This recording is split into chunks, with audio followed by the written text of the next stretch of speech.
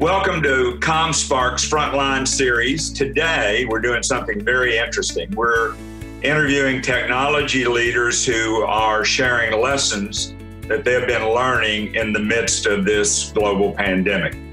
My name's Ron Bashir. I am the managing partner retired with Northwestern Mutual. Glad to be here with everyone today. And joining me is Matt Coatney. He's the Chief Technology Officer, among other things, at HBR Consulting. So for everyone who's joining us, thank you for joining us. And Matt, welcome. Thanks, Ron. Appreciate the time. Thanks. So your background there is a little more fun than mine. So it's a great wall. So let me just start off. The people who will be listening to this will be interested, I believe, in your answers to these questions. But what do you think's the biggest change to the organization and processes, things you're doing, as a result of this pandemic? Sure. So as a bit of context, the organization that I work for, HBR Consulting, we do IT support and managed services for predominantly law firms.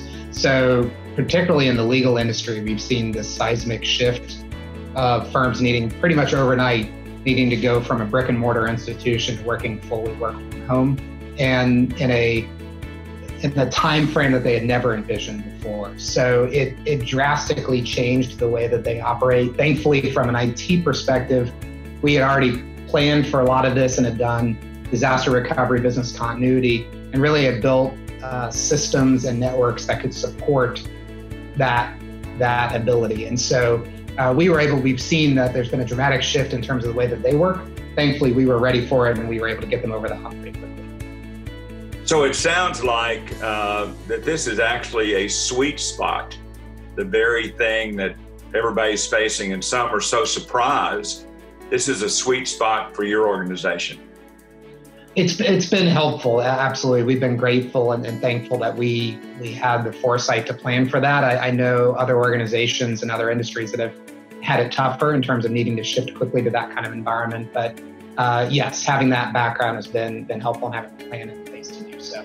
The thing we're seeing now, right, after that initial sort of everybody panicking of working from home, now that we've sort of gotten into that routine, as we all pretty much are now a month in, we're starting to see some of the secondary impacts. So we're seeing a lot of focus around collaboration tools, things like webinars and focusing on efficiency, but also a lot of heightened awareness and sensitivity around cyber attacks and fraud. So we're definitely stepping up our security posture as well as lots of organizations are. And what about, when there's some seismic change, which we're in the middle of, really unprecedented, at least in my lifetime. Any silver linings, and what would those look like for you or for the organization? Sure, yeah. It's been interesting being a technologist in a decidedly non-technology industry, in that I've always been accustomed to working virtually, working remotely, and really sort of embracing the future of work. But in a number of industries, that's not the case. So this is really forcing a lot of organizations to look at how they work differently than they ever have before. And those that thought they could never do it, right? That, we can never go to become a fully virtual workforce, have had to do that overnight. So from a silver lining perspective, it starts to put the emphasis on how you find the right talent from a skills and fit perspective, and less worrying about the geography. And I have a book coming out beginning of next year around the future of work called The Human Cloud. And it talks a lot about virtual project, gig-based economy, and the confluence of technology, and especially AI, and how that helps. So just from that perspective, I think it's opening doors for people that, if they're in secondary markets, they can have access to exciting work and not feel left out. Well, I want to get in line. I want a signed copy of The Human Cloud. That sounds... You're on the list. Thanks, Ron. And, sort of what you were saying, obviously I'm in the silver-haired generation, and I have all kinds of friends who are doing things they didn't think they could do with technology. They just said, I'm not going to learn it, but they are learning it. So that's a little bit of the silver lining I hear you talking about with your clients too. So, From a planning perspective, if you could go back in time, which is not possible, is there something you would do different? Sure. So Monday morning quarterbacking. Sure. I think more than anything, the emphasis around that business continuity training or planning, testing, really being thoughtful about how you shape and plan for these kind of crises. So even though we didn't know this was coming right now, we certainly knew years ago that these kind of events can and do happen. If you think about Superstorm Sandy and the effect that had on the New York City Metro and other areas. So really just being thoughtful about having that plan and then making sure you're exercising and testing it, because until you actually run through it, you don't know all the gotchas, all the little nits and nuances that you may have missed. And that's been tough, right? There's organizations that don't put enough emphasis on that, or they say, no, we can't be bothered with a test. We can't take the downtime. We just don't have the time to do it. Those are the ones that are suffering more now. Well, and I know with many people I've been talking to, the balancing of containing cost and, wanting to stay on the edge of innovation. Do you have any examples of sort of how that's working and what's happening in your organization of innovating during a time of crisis? Sure. Yeah, I was actually talking to a colleague of mine just this week on this topic, and what we're finding, certainly all organizations, ours is no exception, is the very first thing we did was really be thoughtful about our balance sheet, our cash flow, and where we were spending money. And for the first few weeks, we were being really thoughtful around how we managed that so that we could be in a better cash position for the crisis. We did so while minimizing the impact to individual employees, and we called it sort of a people first approach, because we really didn't want and work to avoid any kind of significant layoffs or furloughs or anything like that. But then, to your point, we pretty quickly switched to say, we've got the rest of this year, we have capacity, let's see where we can innovate. But so some of the areas we've looked at are process improvement, automation. We're doing a lot in the private and public cloud space in terms of increasing automation and how we build out our environments. But I will say that and I'm thankful for this, we're doing much more of business cases and really putting a tough lens on it to say, will this generate value? It's not just a Me Too kind of feature. It really is, does this drive value for the organization? Can you prove it? And so I lean into that as an opportunity. It scares a lot of people in IT that I think have to justify something with a dollar amount, but that's been helpful. So yeah, lots in the sort of cost saving efficiency space. Well, obviously there's a lot of innovation going on. I really enjoyed reading your resume. You've done a lot of interesting things, but one of them that caught me was when you were working in the advanced analytic in the pharmaceutical and biochemistry. Mm-hmm. Does that come into play? Are you thinking about things you worked on in the past during this pandemic, or reading all the things about vaccines or treatments?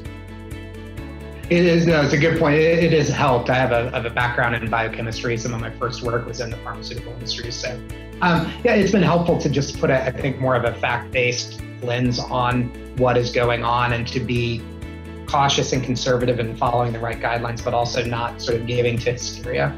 And it's been helpful to keep a calm head to lead through this.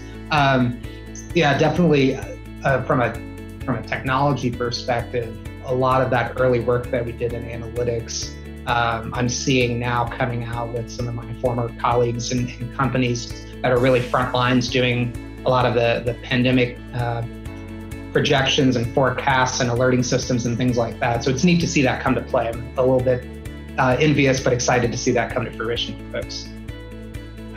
Well, being a writer, being a speaker, obviously you're a very gifted communicator. And, sort of my next question was on being a people leader during a time like this. And I really if you knew me well, I talk a lot about themes and teams, because a theme to me is something that's going around in your head and you're thinking about it, whatever it is. So what have you noticed relative to themes with your teams during this challenging time, and how they're handling, or are they thriving? What have you noticed there? Sure. Yeah, I will say one of the positives that I've seen is, it seems counterintuitive, but I've seen more and deeper connections with the team members now that we're all working remote and over video than we even were when we were in the office. And I think it's that shared experience of, we're all going through a crisis right now where we have a lot of fears and uncertainty and stress. And it's something that we can lean on each other for. So that's been neat to see the team embrace even more so than before. I will say the stress is wearing on, I think, all of us. Leaders are not immune to that. So it's always this misperception that leaders have it all pulled together and, we're immune to all this stuff. No, not at all. But so it's wearing on folks. So just being mindful of that and being supportive. We have a lot of folks on our team that have, dual income, both professionals with kids at home now and trying to juggle all of that. Some with special needs children. So it's a really tough time. And so being supportive for them has been key. And I think other than that, this is starting to, I think, wear on all of us a little bit. So we're just needing to prop each other up. Well, it is very interesting because it's sort of counterintuitive. Being separated would bring you closer, right? But I've heard that from many people. I think on that last issue, because I know quite a few people who work from home, but then they go out, they're going to the restaurant or and I think that for many of my friends and CEO business leaders has been the hardest thing, is that's been a sea change in a whole different way. It has. So, I will say discovered we do Zoom chats on Saturday nights with friends. We played euchre and a couple other games like that virtually over Zoom. So that's helped. Honestly, it's a good social time. What would you say, maybe just one more question, what would you say is the most interesting story for you, either personally or professionally, that has come out of this situation? I'm assuming this is the first time you've ever had anything like this. This is the at this level. Okay. That's right. What's that? Yeah, a story. I wrote an article for Technology First that talks about leading in a crisis. And the first thing I said is, I'm no expert on this. This is the first time I've been through this. Thankfully, it's the first time about anybody's been through it. Story. So I think from the standpoint, right, we're very fortunate. We have we have 3 school-aged children, very active. We have a au pair, a live-in nanny that's with us. And when all of this was going on, she was in the Netherlands visiting her family and was flying back. When she was in the air was when the president announced the lockdown on travel from Europe into the US. So she squeaked under the wire to get back and is doing well. She's fine. Her family's fine. But we would have been in dire straits had she not gotten back without childcare. So we're very thankful for that. Well, that was meant to be. That is quite a story. Yes. And that made me think of one more thing. Just coming out of this, I've heard 3 people this week that I've interviewed say to me, Ron, life has changed as we know it. And I understand what they're talking about. When I go out shopping or doing other things, or the slowness or Ohio State football, I would think you'd be interested in that. And but for technology, all the people in the tech area, this must create a lot of opportunity. Do you see it that way? I do. And not in I'll first say that I'm incredibly grateful that I am in a position where I'm doing well and I'm gainfully employed and things like that. So I never would wish this kind of environment on anyone. But that said, it has, where technology has always, I think in the past in some industries been, it's back office, it's keep the lights on, it's not terribly strategic, right? It sort of has not been viewed as an innovative area in many industries. I think now that's changing, and it's changing overnight. So I do envision that the upside of this will be a lot of technology innovation, particularly in the next couple of years, as we're, to your point, we're in this for the long haul. All indications are, 12 to 18 months at least. And so there will be a lot of pent-up demand for new ways of doing things. So that's good to see, and I'm always for more innovation and improving folks' lives. Well, Matt, thank you so much for joining us today. That was just terrific, and I'm glad your friend made it back from the Netherlands.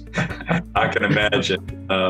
So for everybody out there, thank you for joining us today. And as always, remember to connect to comspark.tech. And until next time, we'll be looking for you. Thanks, Matt. Thanks so much, Ron.